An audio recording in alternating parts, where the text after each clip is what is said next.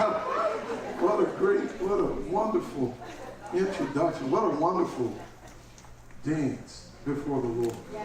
Take me to the King. You know, lay me at the throne. You know, I think that this gathering that you guys have this year, I want to thank Tina and Amber and all those who designed this retreat. This is,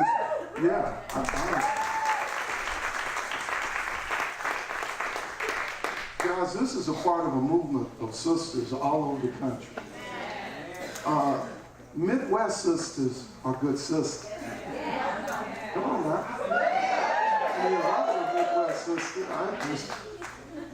I think for me, I'm an executive in a missions organization. I get paid in the Lord to think about strategic moves of God. This is a strategic gathering. I'm not sure if y'all realize how important this meeting is. Sisters have always been the one who have been on the tip of the spear when God wants to do something remarkable. Guys, I do nothing but study the Bible. I'm not just making this up or saying this to y'all. When it comes to sisters have always been there. They're the only ones who never turned around when the Lord was there. They never hid. They supported his ministry. They were there at every moment. They were there when he was killed. They were there at his burial. They were the first ones that he spoke to at the resurrection. They are primary. When God wants to accomplish something, he always, to me, I think it's because I grew up with women. I grew up, my mother is the most significant spiritual impact on my life than anyone. And I thought about this a lot. Why are sisters so powerful when they become to this point when they're unashamed? What is it about sisters, the ones in our society, the ones in our churches that have to bear everything, get no credit for nothing, ain't never put in charge of anything, could dance around with a rope? Most brothers who were in offices, I mean, come on now. Sisters are like Ginger Rogers. They can dance better than Fred backwards in a high heel. And they don't get no credit for it. A man get a splinter in his head and the whole earth changed in the house.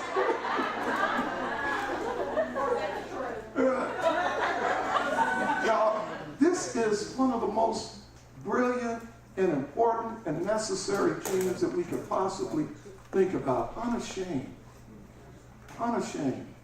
To be who you are, despite weakness or background or what people have said or where you've been, and not be ashamed. Not be afraid. Being able to talk to anyone about anything. Never looking back. Never feeling like you under the thumb. Or just hoping that somebody don't hear about that, because that's going to shame you. God knows you don't need no more shame. The theme of this is unashamed. This year at Toomey, this is such an important idea. Sisters and their spirituality being the ground, the garden, the place where there's so much depth and richness and brilliance and fullness in women's spirituality. We're going to take a whole year to look at like 22 women. In our annual, we have this devotional that we write every year.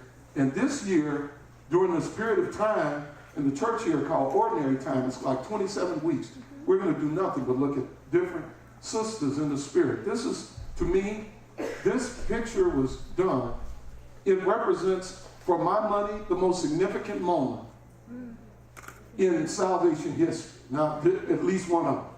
Guys, this is the mama of Jesus and the mama of John the Baptist greeting each other.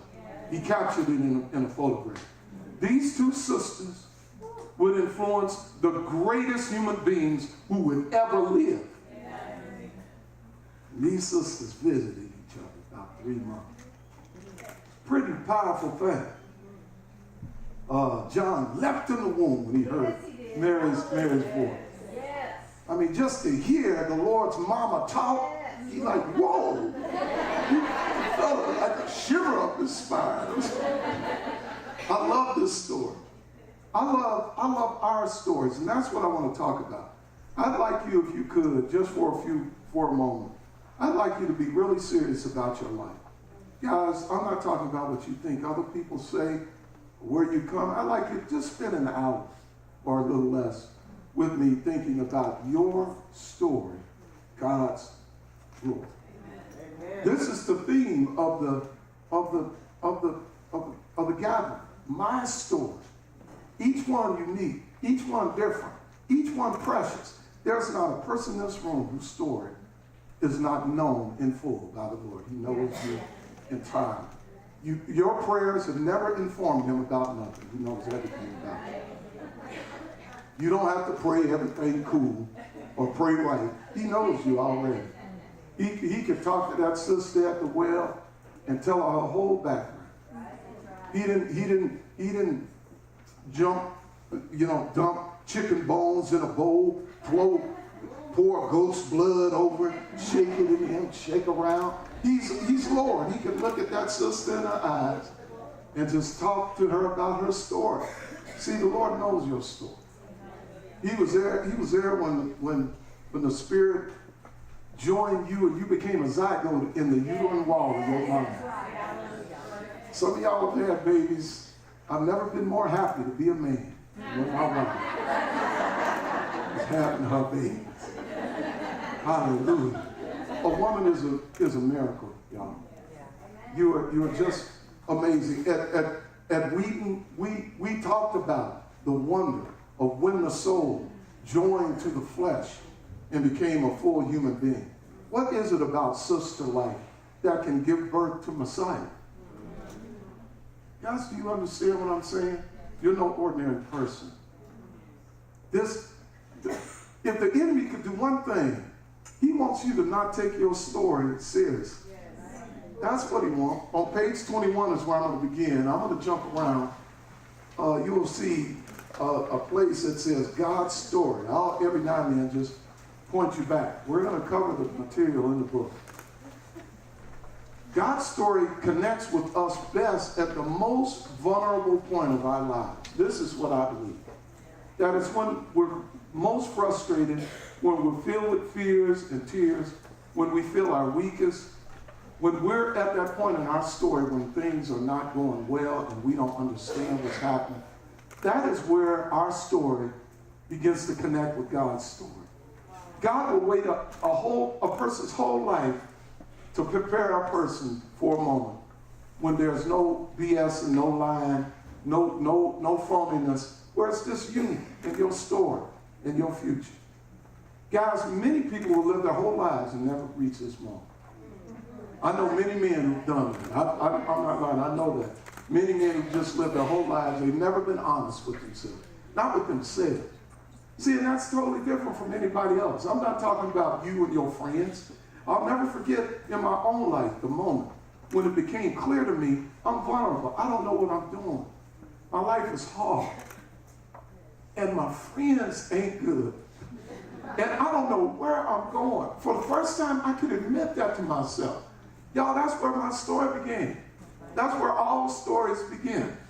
They begin not when you're strongest and smartest and wisest and cutest. It begins when you're weak and broke down and you don't know what you're doing. And you ain't got no money and things and bills are due and people calling the kids crazy. Husbands ain't got no sense. And boyfriends are completely lost their mind. It's at that moment when the Lord just comes close, and if you really listen, he's in the room. You can hear him breathe. He's ready to do business with you. He's just hoping. He's waiting for your struggles and your strategies to stop. But he don't interfere. He'll let you mess up as long as you want to mess up. The Lord is not in any hurry. He's not. Y'all, he'll wait 25 years. Yes, he will. Maybe you've been struggling. That's what this story is we're going to look about. There's a dear brother, Max McConnell. He's written all this stuff. But there's one quote that he says that really makes sense to me. He said, we know Satan will attack weak spots first. Satan attacks weak spots first. 40 days of fasting, Jesus fasted, so Satan began with the topic of bread. He just started with where you heard. Guys, don't pretend that you ain't never heard. That you're just being dishonest. Quit that. Stop that right now. Don't lie anymore. You know, a big part of being a Christian is no more acting like one of the Avengers when you feel like Winnie the Pooh. You know what I'm saying? You ain't the Hulk. You Winnie the Pooh. Now, you can, with your friends, you can act all, you know, everything. But that's not the truth. When the Lord needs to deal with us, he brings us low. Grace is just like water. It goes to the lowest spot first. Then it begins to rise. See, that's the way grace is. Grace ain't for strong people. Jesus said, I didn't come. He said, sick people don't need to be healed. I mean, wealthy people don't need that. The sick people that need a doctor. Why would Jesus say that? It's only people broke down that need to be lifted up. Look, Satan knows when we're broke down. Satan began with the top of the bread. Jesus' stomach was empty. So to the stomach, Satan turned. Where are you empty? Max says, are you hungry for attention, craving success, longing for intimacy? Be aware of your weaknesses. Bring them to God before Satan brings them to you. Guys, you don't have to be smart. Look at the way we were raised from kindergarten. You graded on everything. The way you look, the way you dress, the way you smell, the shape of your body, the shape of everything you do. You've been graded, evaluated, measured. All your performance and activity has always been looked at. You ain't had a single day, a whole day, where you just love yourself for who you are by yourself. You've gone for weeks and weeks and weeks, not liking yourself, not liking your body, not liking your head, not liking your nose, not liking your ears, not liking your husband, your house, your car, your kids. You don't, look, this is the way Satan works. There's got to be something in your life that I can point out and just show you that you don't measure up. And I'm going to bring it to you. We're going to talk about it. I'm going to emphasize it. I need you to live in check. Satan will tell you to turn stones into bread. In other words, meet your own needs. Take matters into your own hands. Do things the best you can. Guys, if we were to take a poll, just honestly take a half hour this afternoon and ask yourself, how many times have I really been ashamed of who I am? How many times have I just let whole weeks go by? And I was tortured inside for some idea. And people, I just didn't want them to mention it. And goodness, they mentioned it. And they mentioned it to me. I knew they were thinking that. And then it came out. How many times have you just raped yourself over coals and felt that shame? This gathering with a theme, unashamed, is one of the most important gatherings that we could ever have this year. This meeting could very well be the stake in the ground for a whole new life of transformation and revolution and beauty. Ashes that are going to turn into sweetness, all because some sister in this room finally decided to quit playing the games. No more game playing. No more lying to myself. No more letting other people determine who I am. I'm not going to do that anymore. I'm not going to let folks. I'm going to face myself for the first time. Guys, we're going to look at a story that the whole story is about this. It's a woman with a discharge of blood. This woman, to me, is one of the great women. There are all these wonderful stories of amazing sisters of the Spirit in the Bible. This is one of them. the woman with the discharge of blood. This sister was so convinced she had a problem, and she came to it. And she didn't care what anybody said or anybody saw or anybody thought. She determined once and for all that she was going to get some relief. And she did it, as you'll hear me tell her, she did it not worrying about what anybody said. Her healing began when she determined that she was going to touch Jesus no matter what anybody said. She didn't care what anybody thought. She was going to find a way. She was going to make a way, because she had convinced herself, if all I do is simply touch it, I can be healed inside. Now see, that's a story for me, a middle-aged black brother. Don't let somebody tell you you can't learn from sisters. Sisters have taught me virtually everything I know about the Lord. Now look, if I were a sister, I would have said, yeah, go ahead and say that again. Say that. Guys, I'm serious. This sister, her heart, her fierceness, her honesty completely challenged me as a man. I'm going to make some claims with y'all that I'd like you to test. I'm not going to say you agree, but I'm going to say that these claims, these things are very specially connected to sisterhood. This is my own view. I think the way sisters have been raised, the way sisters think, the way they've been socialized, there's something about sisters that I think can get to the heart of this. They can get to this cleanly, powerfully, strongly. There are only three ideas as we look at her story we're going to look at. We're going to look at her weakness and some of the shame and the struggle that produced, and our weakness and the shame. We're going to talk about being unashamed to reach out. There was a moment in her life she determined, no matter what, I'm going to reach out to the person I know I can be touched by. And then after she was healed, our Lord empowered her not only to be made whole, but to go and live a transformed life. Each one of these things, each one of these ideas, coming to grips with our own weakness, not being ashamed to reach out to the source that can change us, and then being empowered to be made whole. These three simple ideas, this is what I want to deal with. Let's begin with this sister, shame over weakness. There is this sister, I'm around, I think, page 21 or 20, somewhere around there. There's a text.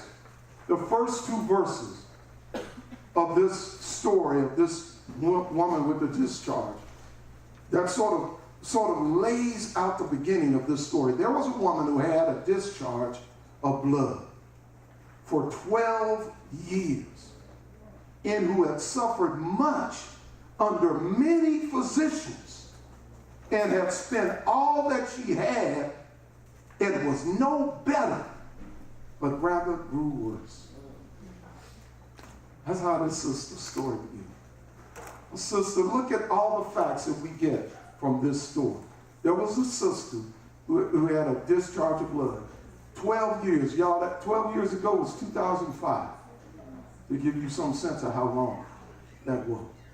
She had struggled, y'all, for years and years and suffered much, Mark says, under many physicians. She went to a lot of experts. She spent all the money that she had, and she was no better, but rather grew worse. This picture to me is one of my, I use pictures a lot when I present. And this story is told in many, many different forms. This was the picture of this dear sister that filled the imagination of some film. You look at this sister, she seems tired, don't she? She's been through it for a long time. Y'all, 12 years is a long time to be weak, to be sick, to give all your money to experts and get no relief. Look, I can empathize with this. There's not a person here who don't understand weak. This is on page 21. Look, the definition is pretty clear. The state or quality, weakness is being weak. It's not having strength. It's not being firm. It's not having vigor. It's being feeble. It's suffering inside. I understand that. This sister was tired, y'all. I love the dance, Take Me to the King. I'm all churched out. Did you hear that? Yeah, there comes a moment in a sister's life where she's done. Guys, I don't know if you know how precious and valuable that is. A whole lifetime of living. And everything starts with the sister being tired of the way it's been. Nobody can bring you to that moment. See, this is personal. This ain't got nothing to do with church or Bible study or teen retreat or anything else. This has nothing to do with Sunday school or anything. When a sister gets to that point, when the pain inside and the exhaustion inside and the feebleness inside and things ain't working out, and she's serious about it, this is where heaven kicks in. This is where everything changes for a sister. This is where life can begin. When you feel this sense of inadequate defectiveness. I'll never forget when I felt that feeling. When it really dawned on me, I didn't have a clue about what I was doing. Where I was not going to lie to myself anymore. I remember going to my friends, my drug-slinging friends, and talking to them about it. I said, guys, look at us. We used to be all-city ball players. I used to do all of this stuff. I said, y'all, look at the way we are. Look at what this is doing to us. Surely this ain't what we wanted to be. Surely we can be more than this. They laughed at me. They continued to smoke on blunts, hit a 40. These guys told me once, said, look, man, you getting on our nerves talking about already. I'll never forget it. Some of my friends, so-called, said, look, we are tired of you talking this way. If you come over to the house talking this way again, we're going to have to put a whoop down on you. We need you to shut up. Honestly, I'd much rather believe, one of the brothers said, I'd much rather believe in Batman and Robin than to hear you keep talking like this. That brother is a Christian today. You see, he had his own time of being broke down. He had his moment. My moment came before his. I don't know, y'all, if you know what it's like to bear weakness and burden for a long time. Think of 12 years. Think of anything you've gone through. Think of a 12-year struggle. Think of just the suffering she went through with this discharge of blood, all the nutrients, just chronic and inconvenient and costly. It was brutal. She had all these experts, so-called, thinking that they could help. Maybe she went to people to help try to solve the problem. She used everything she had, all her resources. She got hold of people she thought could help her and who knew the problem. She worked with them for a long time trying to get it straight. She really did not want to be in that spot. But the situation, according to Mark, didn't improve. It actually grew worse. Guys, I think everything I need to know about weakness. Have you ever felt ashamed of just being weak? You just weak. See, in our society, you don't get any credit if you just weak and you admit that you're weak. If you ugly, admit that you're ugly. Ain't nobody gonna love you if you just say, y'all, I'm really ugly today. They gonna say, you ugly every day, sister. Well, I hope you understand that. I'm not sure if you realize. Guys, the point is since the time we were little, we've been evaluated, graded, we have been assessed, we have been judged on everything. On everything. How smart we are, how good we look, the friends we got, everything we've done, we have been evaluated. You can go nowhere with anybody that you know. Even your friends, even your dear family will evaluate you. You've been under a cloud of this and trying to fight this your whole adult life. This just worn you out. Sometimes you shared it with people, tried to get some experts to help you through, and it never got better. It got worse. This sister's just like us, is what I'm saying. This just ain't some Bible thing.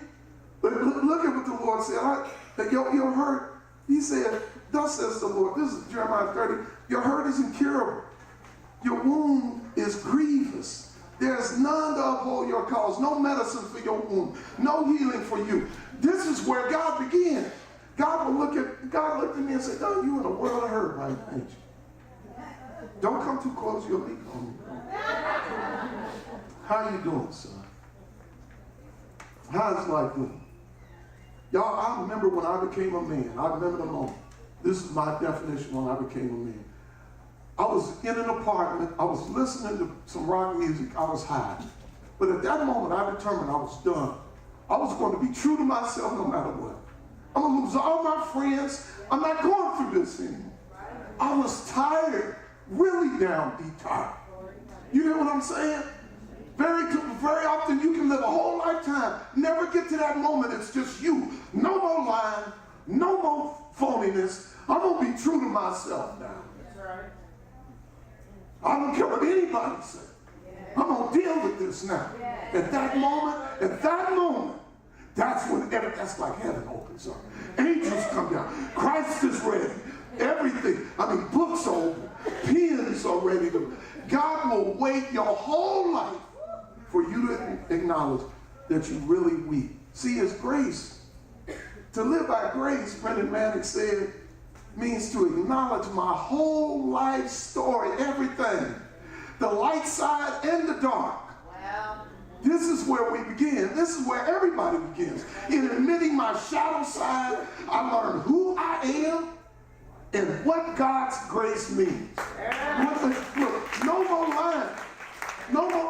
Look, if somebody wants to go through my life and talk to me about what I've done, I'm not going to run. I'm going to come to the meeting with a Coke and some popcorn. I want you to detail what you think I need. No more lying to myself. No more being strong when I ain't. I'm going to be true to myself now. This is where this sister was. Guys, this is where her story begins. 12 years sick with no way out, having spent every nickel she had with experts and nobody could help her.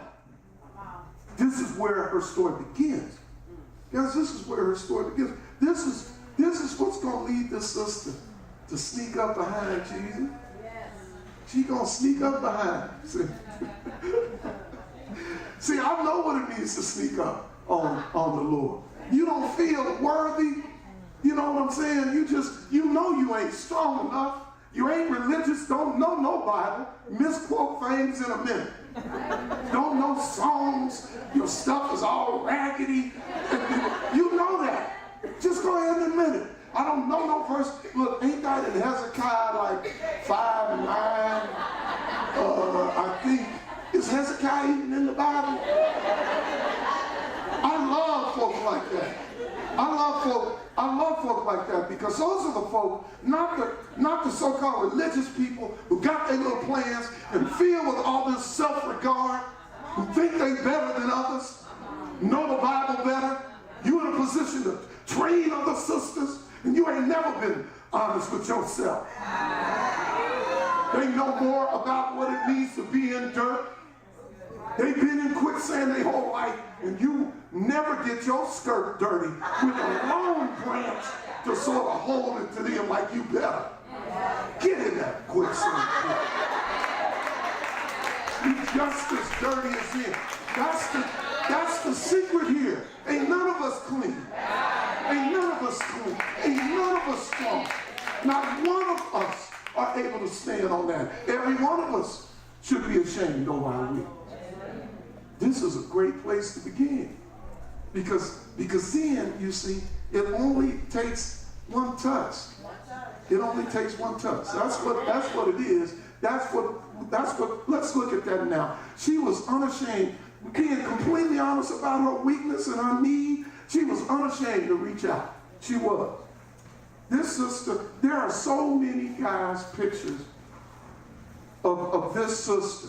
If you go, artists like to paint gospel things. There are many, many hundreds of different pictures of this sister. This is one of my favorites.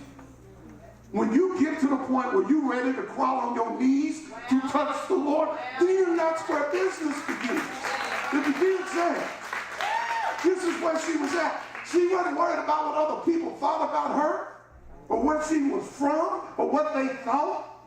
She didn't care. You make this move. Look at the way Mark put it in verses 27 through 29. We're on page 23. She had heard the reports about Jesus. She'd heard the reports about him. It didn't say she met him. She just heard stuff about him. She just, somebody told her, have you heard about this Yeshua, brother? Yehoshua? She heard about him and came up behind him in the crowd and touched his garment, for she said, listen to the heart of this sister. Look at what y'all as sisters can produce. If I touch even his garments, I will be made well. Now see, is that good theology? Come on, I have a PhD in theology. Is that good theology or not? At University of Iowa, some egghead dude who can barely keep himself, he would say that's not good theology. That's perfect theology when you weep. When you weep, you're looking for a touch. You're not looking for a Bible study, a nice book. You want to be healed. That's a different kind of study. Yeah, you can get sheepskin for that, Mary. They'll give you a certificate for that, for knowing about where the verses are. But this, you got to get from the castle of weakness and pain. This insight only comes to a sister when she is really ready to be healed inside. This is what is so special about this moment. This to me is an amazing thing. Do y'all know that the Lord would gather all you sisters together for just a sister? There's just a sister here. He's been trying to talk to you. He just has always wanted you. He's been seeking you and wants you. All he's ever wanted is for your own little struggles and strategies to hear. He knows your heart. He knows what you felt. He's just been waiting.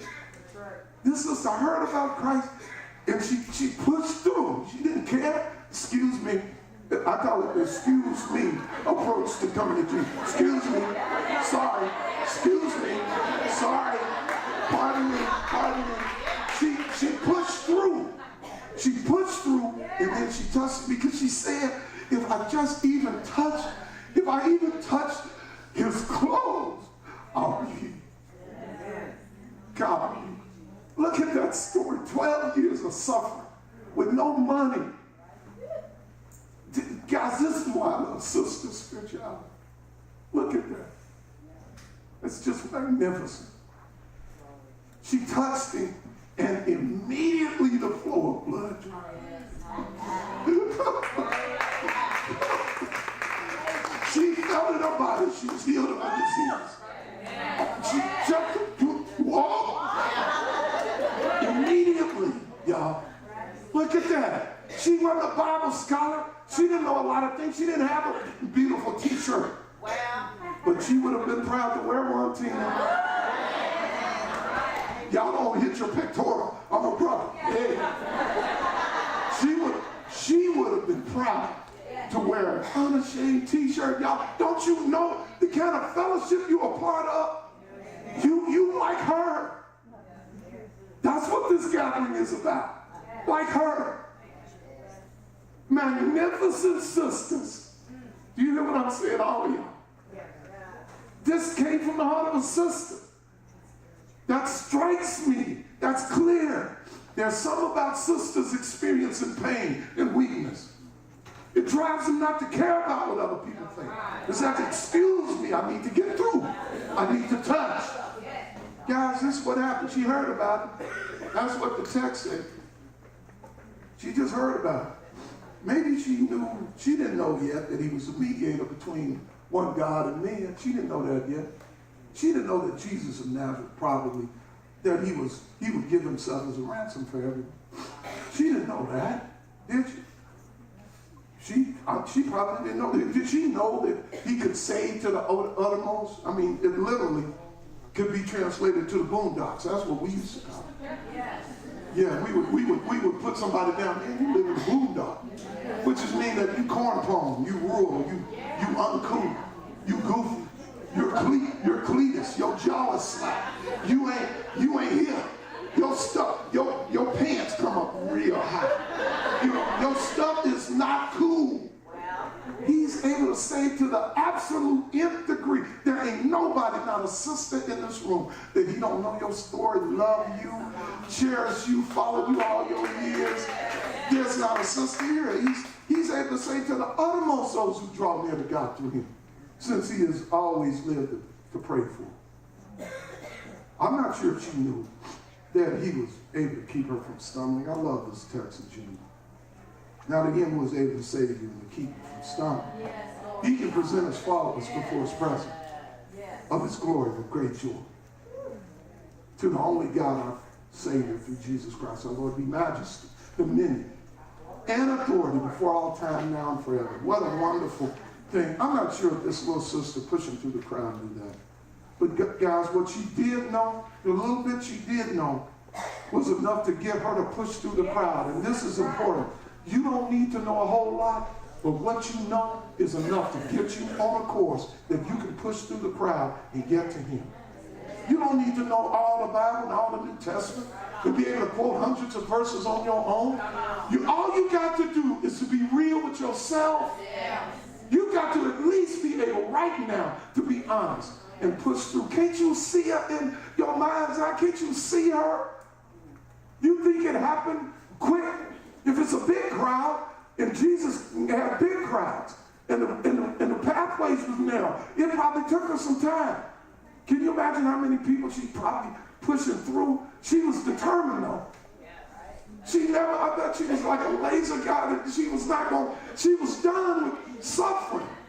I know that if I just touch you, if I can just touch his garment, I'm going to be healed. It fuels something in her. That right there is what makes women's spirituality so powerful. You can push through crowds. If you want to, you can do amazing things. Amazing things. Well, I'm like, what might have been the report that this sister heard? You know, it said that she heard some report. Maybe she heard this report in Mark 6:56. Wherever he came, in villages, cities, or countryside, they laid the sick in marketplaces and implored him that he might touch even the fringe of his garment. And as many as touched him were made well. Maybe she heard about that. Some sister told her, I heard that my cousin Jack and I touched his garment. He had a big old knot on his head. Guys, look at that. It said that she heard about what he did. She heard about it. She didn't know it. Or maybe she knew that only a single touch was enough. They sent around to all that region, Matthew 14, brought to him all who were sick and implored him that they might only touch the fringe of his garment, and as many as touched it were made well. Y'all, it didn't say pat. It didn't say massage. It didn't say snatch off his thing, put it on you and turn around 7 times. All you have to do was just touch it. All it needed was a touch. As many as touched the fringe of his garment. She heard about that, Mark said. She heard about that, heard stories about that. She had a hunger for healing. That's why we need gatherings like this. That's why we need Seattle Women's Retreat. Not only in the Midwest, but all over this country. Because I'm convinced that if you sisters ever discovered the power of your own spirituality, we will transform the church. Look, y'all, just let's be honest about this. 75% of all adults in urban churches are sisters. If you take sisters out of the urban church, you ain't got no church. Let's just get that plain. So if sisters get on fire, therefore logic church will be on fire. Y'all got that logic thing going down, right? Good. Women are, majority of women are in the church. Women on fire, therefore church. Good? Doesn't matter. To me, this is why I do this. This is the greatest honor for me. One of these times, Amber and Lisa, others are going to say, Don, we're done with you, brother. You had your last day. Now, I'm going to pat a tear on each side of my eye and say, this was one of the finest things I ever did. In all my 40 years of speaking is talking to y'all. Y'all, I'm the product of women's spirituality. Do you hear what I'm saying? You if you are impressed with anything I say, you sisters could create a legion of Don Davises. Thousands of them can come out of who you guys become. That's why I'm so excited now.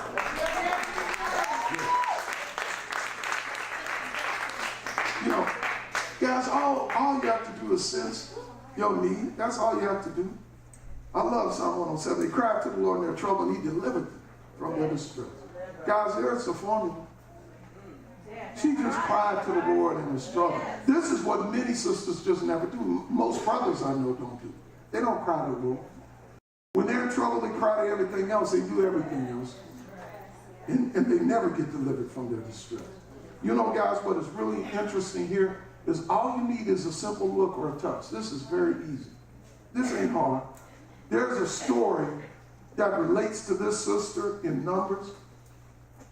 There's a story in Numbers. I thought, Denise, I had a rag. I think it was back there. Look, I just believe that if you don't sweat when you preach, you ain't gonna preach. You ain't worthy of the pulpit. Put your Bible up and shut your mouth.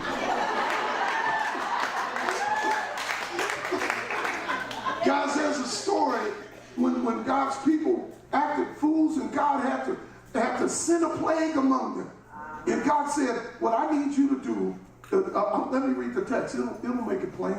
Numbers 21, 7 through 9. This is the sort of spirit this sister was about. And the people came to Moses and said, we have sinned. We've spoken against the Lord and against you. Pray to the Lord that he can take away the serpents from us. So Moses prayed to the Lord. Guys, God always moves in reaction to our acknowledgement of our weakness.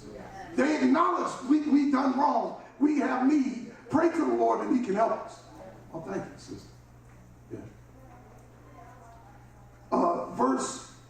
In verse 8, it says, and the Lord said to Moses, make a fiery serpent and set it on a pole. Yes. And everyone who is bitten, when he sees it, shall live. All right. So Moses made a bronze serpent, set it on a pole, and if the serpent bit anybody, and they would simply look at it, just a simple look at the bronze serpent, they would live.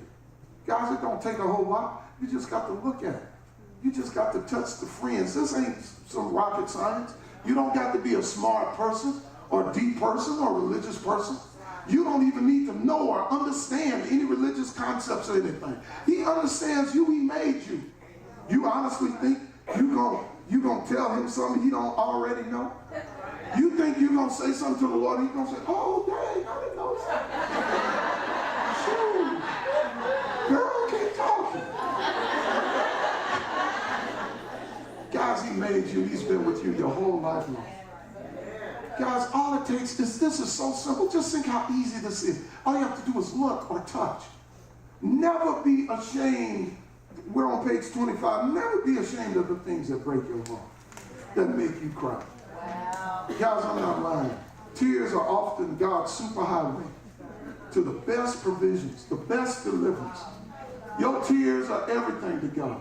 When you feel weakest and tired, guys, don't think that that's shameful. Don't be ashamed of your weakness. Guys, this is where God works. There's one of my favorite quotations on this. There is a sacredness in tears. They're not a mark of weakness, but of power. They speak more eloquently than 10,000 tongues. Tears are the messengers of overwhelming grief, of deep contrition, and of unspeakable love.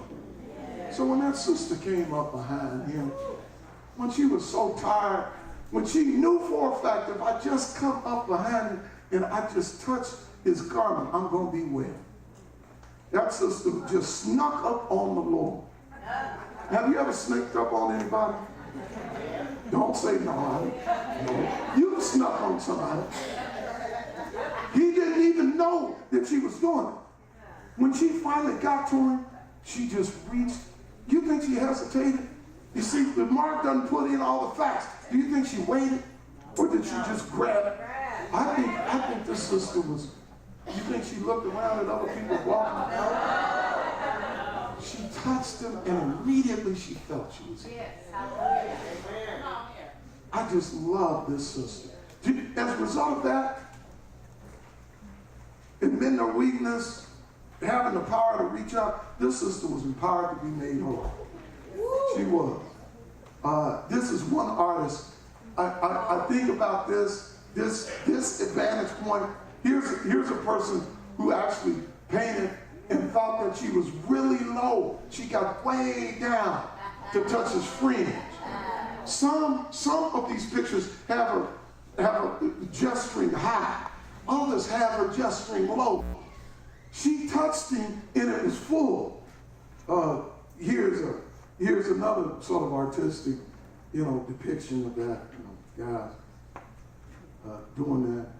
Jesus actually perceived the power, went out of him and had a conversation with him. Look at what on page 26, Jesus perceiving in himself that power had gone out from him, immediately turned about in the crowd. I mean, as soon as that power, he felt it, he turned around, he said, "Who touched my garments?" And the knuckleheads, the disciples said to him, "These brothers are knuckleheads a lot." And look, you can't understand this text if you don't put tone in this text. You don't read this text, you see the crowds coming around you. No.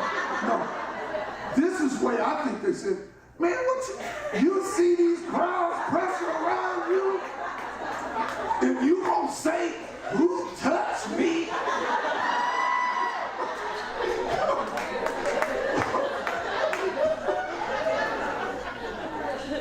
Look. And he looked around to see who done it. But the woman, y'all, look at this sister, knowing what had happened to her, came in fear and trembling and fell down before him and told him the whole truth. He said to her, "Daughter, your faith has made you well. Go in peace and be healed of your disease." Oh, what a story. What a story. She touched him and immediately the blood flowed. The flood of blood dried up. She felt in her body she was healed of the disease. Guys, I am convinced that this story is a model for us. It says in all different sorts of ways, God can elect to deliver in an instant. He can. Y'all remember the Syrophoenician woman whose daughter was possessed by a demon? Just the crumbs, she said.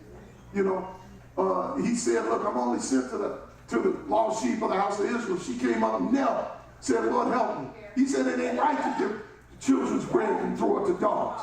She said, "Yeah, even dogs, Lord, eat the crumbs and fall from my master's sin." Gosh, I love what I see in sisters. Look at that.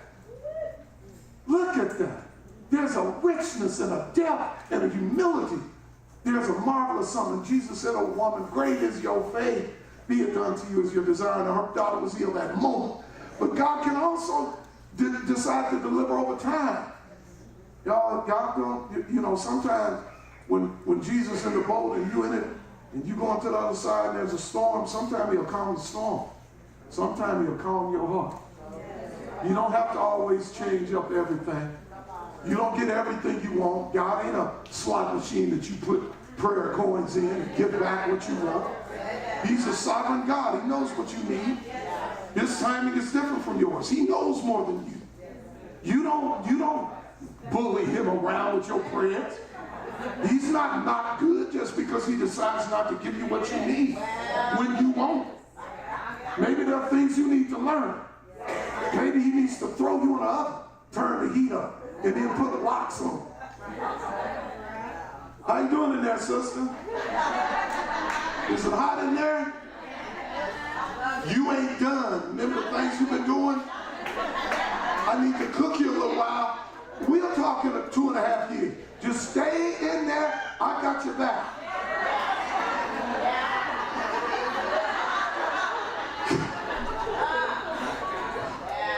God don't have to give you some. The path of the righteous is like the light of dawn. It just don't, it ain't pitch black and then the sun is in the sky. It comes slowly. It shines brighter and brighter until the full day. He can do it instantly. He can give you time. Either way, God is going to do it. We know the answer to the question. Who touched me? The sister who was humble, hungry, and who hunted him down in the crowd. God gives grace to the humble. All these verses are there. We don't have time to read them. God gives grace to the humble. He does. Humble yourselves under the mighty hand of God. Guys, I'm just saying that in our society, sisters are humiliated so often that they're in a better position to be humble. Now, I hope you hear what I'm saying. Women have to live with a lot of humiliation, unnecessary. They're put in positions that men don't have to do. Y'all, it's not right. It's never been right, but it's the truth. Women have to wind up serving 10 times what men do. They get no acknowledgement for it. It's our society. It is deliberately humiliated sisters. I think this is why their spirituality is they're so rich. Historically, they've been conditioned in such a way that they know what it means now to live with courageous desire. They know the sort of humility that is determined to touch him in a crowd. The woman, knowing what had happened to her, came in fear, fell down before him and told him the truth. Guys, your faith in Jesus, we're on page 27. Your faith in Jesus, simple trust, clinging to him for help, produces healing. Guys, you don't need a lot, just even a molecule of it. I hope you understand, it's not the strength. There's one statement by the Puritans, these guys who wrote all these things. There's this one scholar who was a Puritan said, it's not the strength of the arm, it's not the size of the bicep that heals you at a dinner table.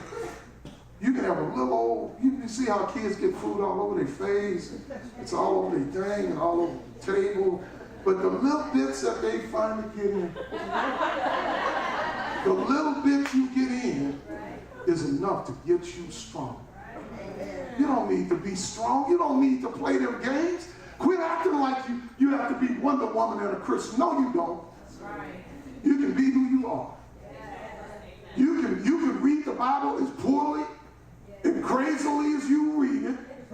And God, the Holy Spirit, will speak to you and he'll answer your prayers right where you are. You don't have to be something you ain't. The only little bit you know is that if you touch, she had fringe theology. If I just touch a fringe thing, that's all. She didn't have a lot. But what she had, she put it in him. Without faith, it's not possible, y'all, to please God. It's not. And the way you start is the way you grow and the way you finish. You don't have to be, I really mean this. The way we receive Christ Jesus the Lord is the way we walk with him. I know how I came to Christ. I didn't have nothing. I didn't know nothing. I didn't care about anything. I just admitted, look, I remember I prayed a prayer like, Lord, I don't know nothing about the Bible. I grew up with a woman who knew you. I don't know you. And I'm just telling you right now, if there's any way you can come in my life, I'm tired, really. I got to where this sister was. I was looking for a touch. That's how I received him. I received him humble. Not with a lot of verses, not with PhDs, not with letters. I came to him broke and crazy and tired, exhausted. And according to the old apostle, he said, Don, the way you received him is the way you should walk in. It's the way you should be rooted and built up in and established in the faith. Y'all, listen to this.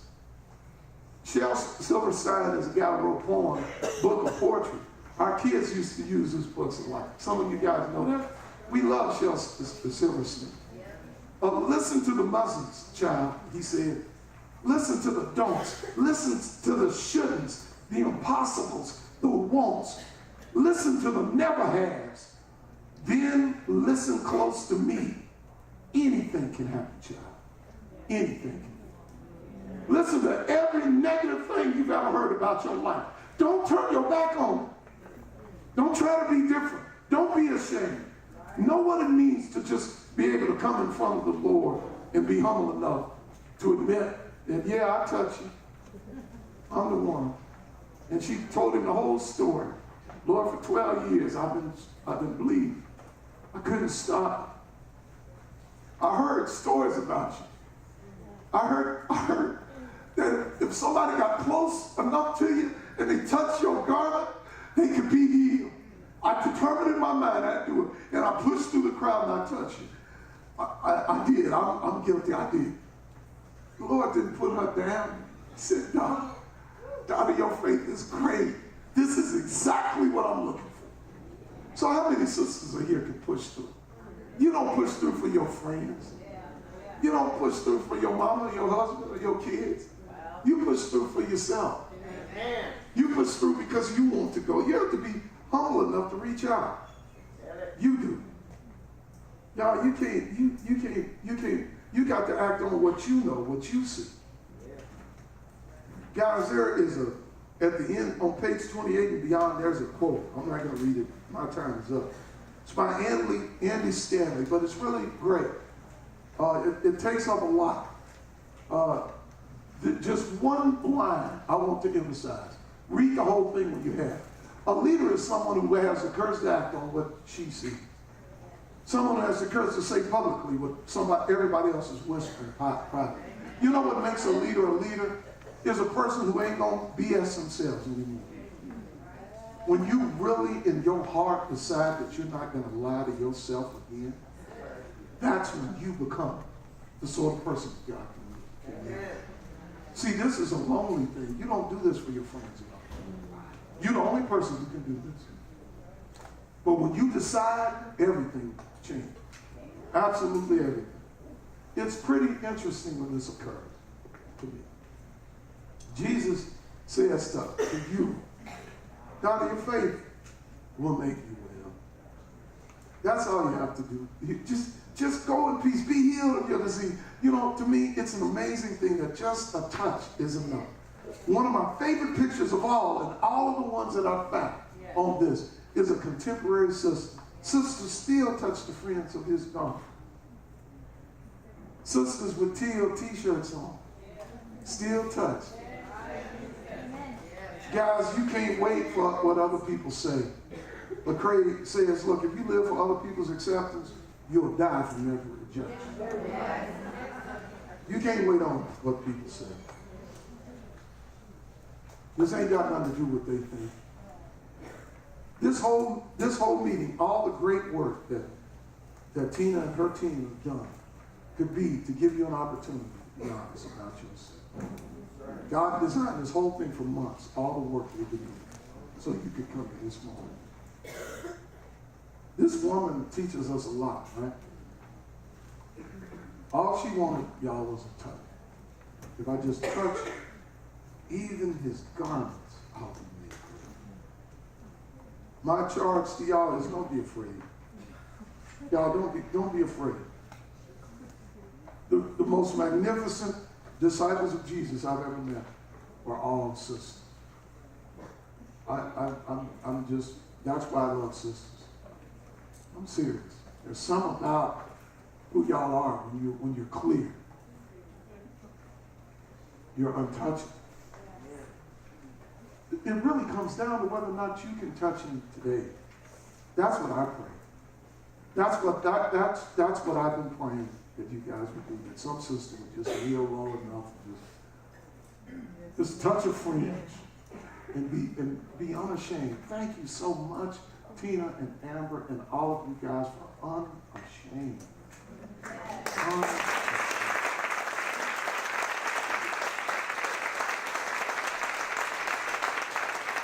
Let's have a word of prayer, and then I'll turn it over to you.